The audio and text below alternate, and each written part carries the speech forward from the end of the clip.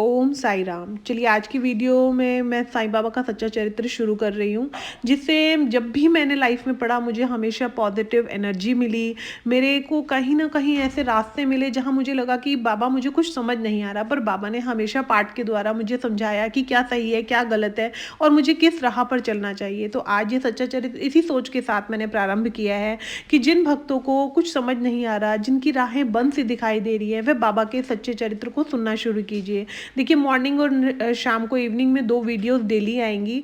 इन दोनों वीडियोस को आप सुनिए और आप चेंजेस देखिए 1 वीक सुनने के बाद कि आपको आपकी लाइफ में जो भी प्रॉब्लम्स हैं वो हटती हुई दिखाई देगी। माइंड बहुत रिलैक्स होगा। जहाँ नेगेटिविटी से डर बना हुआ है वहाँ पॉजिटिविटी की जगह बनने लग जाएगी। बाबा के सच्चे चरित्र में बहुत ताकत है। जब भी मैंने बाबा को पुकारा, बाबा ने सच्चे चरित्र द्वारा मेरी बहुत मदद करी है। तो मुझे लगा कि क्यों ना मुझे आप लोगों के साथ भी 2024 में बाबा का सच्चा चरित्र शुरू करना चाहिए। चलिए मैं बाबा का सच्चे चरित्र को शुरू कर रही हूँ। थोड़ा थोड़ा सा बताऊंगी, लेकिन आप उसे सुनिएगा, सुनेंगे आपको डेफिनेटली बहुत अच्छा लगेगा और जिनको अच्छा लगे वो मुझे कमेंट में ज़रूर बताइएगा। चलिए अब बाबा का पाठ प्रारंभ करते हैं। बाबा कहते हैं, प्राय लोग सोचते हैं कि उन्हें अपने कर्मों का फल तो मिलता है, परंतु वह कर्म फल भगवान देता है। बाबा कहते हैं किंतु ऐसा नहीं है। मनुष्य अपने कर्मों का अच्छा या बुरा परिणाम स्वयं ही भोगता है। कोई सुंदर भवनों में रहता है और उसके पास व्यय करने के लिए, खर्चा करने के लिए मतलब बहुत सारी संपत्ति है, बहुत सारी चीज़ें होती है। तो बाबा कहते हैं कोई झोपड़ी में रहता है और उसके पास भेंट करने तक का दान भी नहीं होता। आखिर ऐसा क्यों होता है? ये प्रश्न तो हर व्यक्ति के मन में बाबा कहते हैं स्वाभाविक ही है कि उठता है। ये सब कुछ हमारे पूर्व जन्मों के कर्मों के अनुसार ही होता है। देखिए जब मनुष्य सत्कर्म करता है तो उसे फल चाहे देर से मिले, परंतु मिलता ज़रूर है और उसकी मिठास कुछ अनोखी ही होती है। और बुरा कर्म करने वाला पहले तो खूब फलता फूलता है। बाबा कह रहे दूसरे लोग उसकी सराहना भी करते हैं, उसके सगे संबंधी भी उसके भाग्य से ईर्ष्या करने लगते हैं। नित्य प्रति उसके सामने बाबा कहते हैं कि वह झूठी तारीफें भी करते हैं और उसी के अनुसार स्वयं को प्रेरित भी कर लेते हैं, परंतु उनकी गलत धारणा है। पाप का घड़ा भर जाने पर टूटता जरूर है।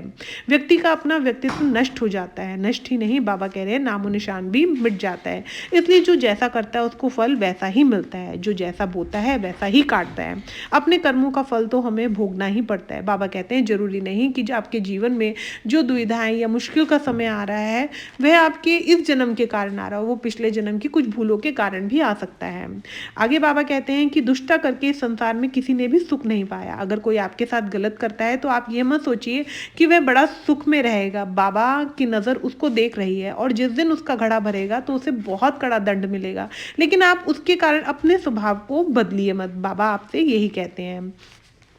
तो अपने कर्मों के अनुसार ही प्राप्त होता है, चाहे इस बात को कोई माने या ना माने। परंतु एक परम सत्य बाबा कहते हैं यह भी है कि इसलिए हमें सत्य कर्म करते रहना चाहिए। मन में हमेशा सद्विचार रखिए। हमेशा संसारिक बंधुओं के मुंह माए के चक्कर में धन दौलत ऐश्वर्य सुख संपत्ति गाड़ी बंगले में ना जकड़े रहिए। भगवान स्मरण भी करिए। बाबा कहते हैं कि कहीं ना कहीं हम जब इस जीवन में आते हैं, धन गाड़ी बंगला ये सब कुछ हो जाए हमारे पास, ये सोचकर आप बाबा का नाम का स्मरण कीजिए। जब आप बाबा पर अपना जीवन छोड़ देंगे आपको लगेगा कि बाबा ये जीवन ही आपका दिया है। अगर आप चाहते हो हमारे पास घर हो, आप चाहते हो बंगला गाड़ी हो तो ठीक है, अगर नहीं तो बाबा इस हाल में भी सुख रहेंगे, सुखी से और खुश रहेंगे, आपके नाम का जाप करते रहेंगे। ऐसा भक्त बाबा को बहुत प्रिय होता है। बाबा हमेशा ऐसे भक्त पर अपनी विशेष कृपा दृष्टि रखते हैं। तो बाबा कहते हैं चिंताएं छोड़कर सब कुछ मुझ पर ही छोड़ दो।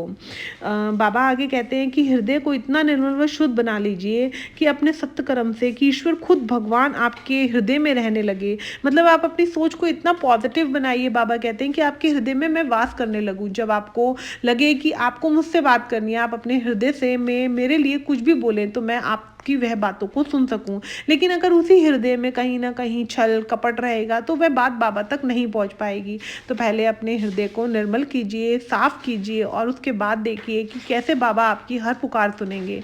तो बाबा ने आज के पाठ में कहा कि सब कुछ मुझ पर छोड़ दो। जो तुम्हें चाहिए, जो तुम्हारे लिए उपयुक्त होगा वो मैं तुम्हें दूंगा, लेकिन एक बार विश्वास से मेरा हाथ थाम कर तो देखिए। ओम साई राम।